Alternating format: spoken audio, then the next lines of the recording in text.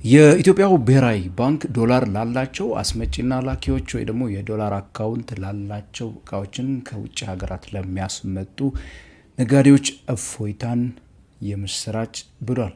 በዚህ በትናንትናው ዕለት በዛሬ ቪዲዮ ስለዚህ ስለ አዲሱ መመሪያ ዶላር አካውንት ያላቸው ወደ ሀገር ውስጥ በሚያስገቡት ማንኛውም የኢምፖርት እቃ ላይ ቀለል ያለ ፕሮሰስን እንዲከተሉ ስለመሆኑና ምን አይነት እንድምታ ይኖረዋል፣ ምን አይነትስ ተጽዕኖዎች ገበያው ላይ ይኖረዋል የሚለውን ነገር ልነግራችሁ መጥቻለሁ። ንጋት ፖስት ነው። ፋይናንስ፣ ቢዝነስ እና ካፒታል ማርኬትን እናወራለን። ለቻናሉ አዲስ ከሆናችሁ ታዲያ ሰብስክራይብ በማለት ተቀላቀሉን እያልኩኝ በዚህ ወደ ዛሬ ቪዲዮ የምገባ ነው የሚሆነው።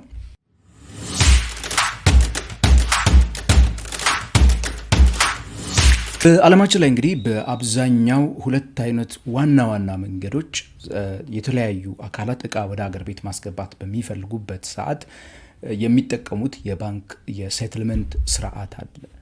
ከውጭ ሀገራት እቃዎችን በምንገዛበት ሰዓት ዶላር ያስፈልገናል። ኢምፖርት በምናደርግበት ሰዓት ያንን ዶላር የምንከፍልበት ሂደት ደግሞ ሁለት አይነት ነው። የሌተር ኦፍ ክሬዲት የምንለውና የካሽ አጋንስት ዶኪመንት የሚባለው ማለት ነው። እነዚህ ሁለቱ ምንድነው ልዩነታቸው ካላቸውኝ እንግዲህ ሌተር ኦፍ ክሬዲት የምንለው በዋናነት በሁለቱ አካላት መካከል የሚደረግ ስምምነት ሆኖ የገዢው ባንክ እዚህ ኢትዮጵያ ያለው ባንክ፣ ሀገር ውስጥ ያለው ባንክ እቃውን የሚያስመጣው ሰውዬ ወይ ደግሞ ድርጅት ባንክ ነው ብዙ ጊዜ ምን የሚለው እከፍላለሁ ብሎ ፕሮሚስ የሚልከው ማለት ነው። ኮንትራቱ በዋናነት በእቃው ገዢ ወይ ደግሞ በእቃው ኢምፖርተር ባንክ የተጻፈ መተማመኛ ከተሰጠ በኋላ እዛ መተማመኛ ላይ ተመስርቶ እንግዲህ ያንን እቃ በሚገባበት ሰዓት ወይ ደግሞ ዶክመንት በሚመጣበት ሰዓት እነዚህ ኮመርሻል ኢንቮይስ፣ ቢል ኦፍ ላንዲንግ ምናምን የምንላቸው ነገሮች አሉ። ምን ይሆናሉ ማለት ነው? ክፍያ ይከፈላል። ይሄኛው የሌተር ኦፍ ክሬዲት ስርዓት ብዙ ጊዜ እንግዲህ ለገዢም ሆነ ለሻጭ ብዙ ጊዜ አነስተኛ የሆነ ሪስክ ይዞ ያለ ይባላል።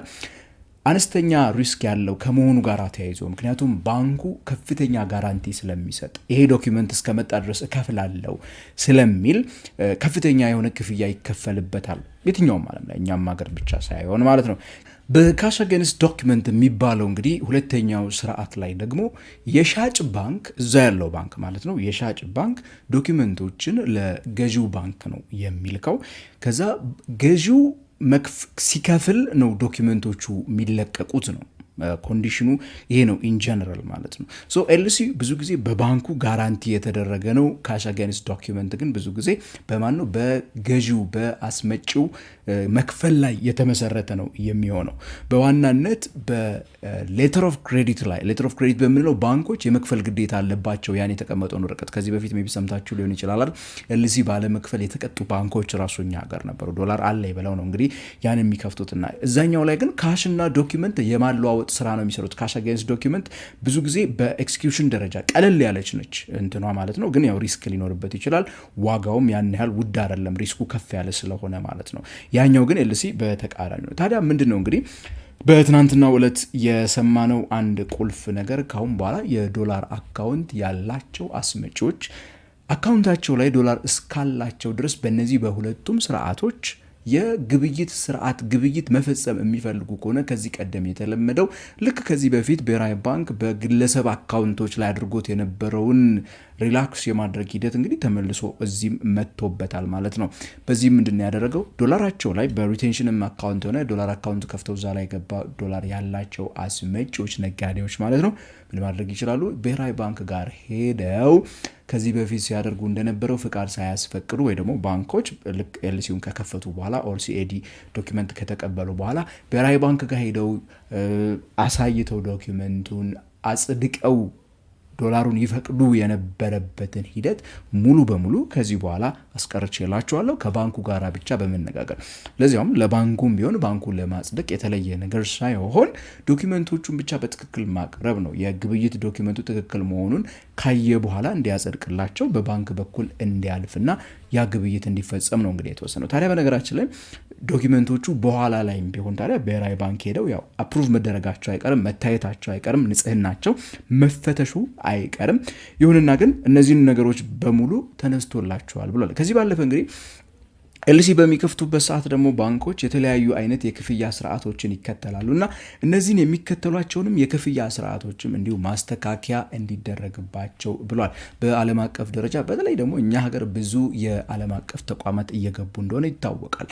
ቢሊየንስ ኦፍ ዶላርስ ኢንቨስት እያደረጉ ያሉት እንደነ ዳንጎቴ አይነት ካምፓኒዎች እንደነ ሳፋሪኮም ያሉ ተቋማት በጣም ብዙ አይነት ተቋማት ሀገር ውስጥ ገብተው ኢንቨስት እያደረጉ ባሉበት በዚህ አሁን ባለበት ሁኔታ ከዓለም አቀፍ ስታንዳርድ ጋር ተመሳሳይ የሆነ ከዛም ባለፈ ደግሞ ድርጅቶች ኮስታቸውን ኤስቲሜት ማድረግ የሚችሉበት ድርጅቶች ለኤልሲ ለተለያዩ ለእንደዚህ አይነት ለኢምፖርት በሚያወጡት ወጪ ላይ ለምሳሌ ካልኩሌት አድርገው ማስቀመጥ በሚችሉበት መልኩ መገመት የሚችሉትን ኮስት ማስቀመጥ አለባቸው፣ ኤክስፔንሳቸውን እቅዳቸውን በሚያቀዱበት ሰዓት። ስለዚህ ያንን ስታንዳርድ የሆነ ወጪ ወይ ደግሞ ክፍያ ማስከፈል መጀመር መቻል አለባቸው የሚልም አንድ ሌላ ነገር አስቀምጦላቸዋል። ይሄ በዋናነት ነጋዴዎች በቀላሉ ይሄን ያክል ለዚህ ያስወጣኛል ብለው የምርቶቻቸውን ከውጭ የሚያስገቧቸውን ምርቶች ማለት ነው ዋጋ በቀላሉ መገመት እንዲችሉ ያስችላቸዋል ማለት ነው። ታዲያ ዶላር ያላቸው እነዚህ አካላት ከውጭ ሀገር የሚያስገቧቸውን ምርቶች በቀላሉ ማስገባት እንዲችሉ እድሉን ይከፍትላቸዋል። ይሄ የዶላር እጥረት ገበያው ላይ ሊፈጥር ይችላል ወይ እነዚህ አካላት በቀላሉ ይህንን የሚያገኙ ከሆነ የሚል አንዳንድ ጥያቄዎች ሊነሱ ይችላሉ። ይሁንና ዶላር አካውንት ላይ ዶላር ያላቸው ነጋዴዎች ወይ ደግሞ አስመጪዎች ሆኑ ላኪዎች ሙሉ ገንዘባቸውን እንዲጠቀሙ ከተፈቀደ ቆይቷል። ያችን ፕሮሰስ ነው ግን እየሄደ የነበረው ብሔራዊ ባንክ ጋር ተፈቅዶ ከዛ ያንን መስመር እያለፈ መሄድ የምትለዋን ፓርት ማለት ነው። ይሁንና አንድ ደግሞ ቁልፍ ነገር አለ። ከሰሞኑ በብሔራዊ ባንክ ተደርጎ በነበረው ጨረታ ካስታወሳችሁ 500 ሚሊዮን የአሜሪካን ዶላር ጨረታ ወጥቶ 1.06 ቢሊዮን የአሜሪካን ዶላር ፍላጎት ታይቷል ተብሎ ነበረ። ታዲያ በዚህ ባለበት ሁኔታ ውስጥ ባንኮቹ የዶላር እጥረት ቢገጥማቸውስ የሚለውን ነገር ደግሞ ማንሳት መቻል አለብን። ለዚያውም እንዴት ልትሉኝ ትችላላችሁ።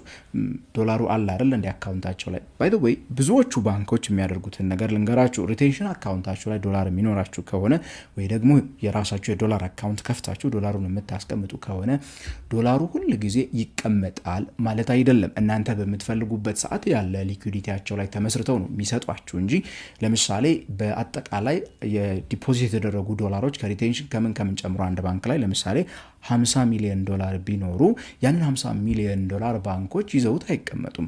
ይልቅስ ይሰሩበታል። ለተለያዩ ሰዎች ኤልሲ ከፍቱበታል። ለራሱ ካልሆነው ምነው ከሚያስመጣው ውጪ ላለው ነጋዴ እያደረጉ የኤልሲ ፊዎችን ኮሚሽኖችን እየሰበሰቡ የትርፍ ስራ ይሰሩበታል።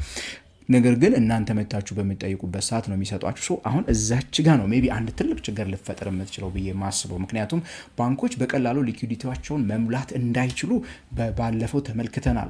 ከ30 ባንኮች 14ቱ ባንኮች ብቻ ነው 16ቱ ባንኮች ብቻ ዶላር ያገኙበትን ሁኔታ ተመልክተናል። ከዚህ አንጻር እነዚህ ነጋዴዎች በዋናነት ዶላር አካውንት ያላቸው ሁሉም እኛ ሀገር ደግሞ የተለመደች ነገር አለችና እንደዚህ አይነት እድል ሲያገኝ ሁሉም ሰው አስመጪ የሚሆንበት አይነት ቴንደንሲ ስላለ ወደ ማስመጣቱ የሚገቡ ከሆነ ሁሉም ዶላሩን ቀጥታ ተጠቀመዋለሁ የሚል ከሆነ ሜቢ ባንኮች የዶላር ሊኩዊዲቲ ሊያስቸግራቸው ይችላል። ብሔራዊ ባንክ እንግዲህ በቀጣይነት ሜቢ ኢንተርቪን እያደረገ የማይቀጥል ከሆነ ያ ሊፈጠር የሚችልበት ሁኔታ ሊፈጠር ይችላል። ያ ደግሞ የዶላርን ዋጋ ምንድነው እያደረገው ሄደው። ምክንያቱም ገዢው እየበዛ መጥቶ የሚቀርበው አቅራቦት በሚቀንስበት ሰዓት እንደምናውቀው ዶላር ዋጋውን ሊጨምረው የሚችልበት እድል ይኖራል። እንግዲህ ሌሎች ሜካኒዝሞችን ተጠቅመው የዶላር ዋጋ በዛ መልኩ እንዳይጨምር መከላከል እስካልቻለ ድረስ ብሔራዊ ባንክ ያ ሊመጣ ይችላል። በጠቅላላው ግን አስመጪ የሆኑ ላኪዎች ወይ ደግሞ ነጋዴዎች ሆኑ የዶላር አካውንት ዶላር ያላቸው በቀላሉ እቃዎችን ከውጭ ማስመጣት የሚችሉበትን ሁኔታ ነው ታዲያ ብሔራዊ ባንክ በትናንትናው ዕለት ይፋ ያደረገው። ምን ይመስላችኋል? ምንስ አይነት እንድምታዎች ይኖሩታል? ተጽዕኖዎቹን ከላይ ከነገርኳችሁ ያለፈ እስቲ እናንተ የተመለከታችኋቸው ካሉ አስተያየት መስጫ ሳጥኑ ኮሜንት ሴክሽኑ ላይ ጻፉልኝ። ስለ ፋይናንስ ቢዝነስና ካፒታል ማርኬት ታዲያ መስማት የምትወዱ ከሆነ ቻናላችን ሰብስክራይብ አድርጉ። ከኢትዮጵያ ውጭ ካላችሁ ጆይን በሉን እያልኩኝ በቀጣይ በሌላ የፋይናንስ ፕሮግራም እስከምንገናኝ ድረስ ታዲያ ከንጋት በውስጥ የምሰናብታችሁ እኔ ገሜ ብርሃኑ ነኝ።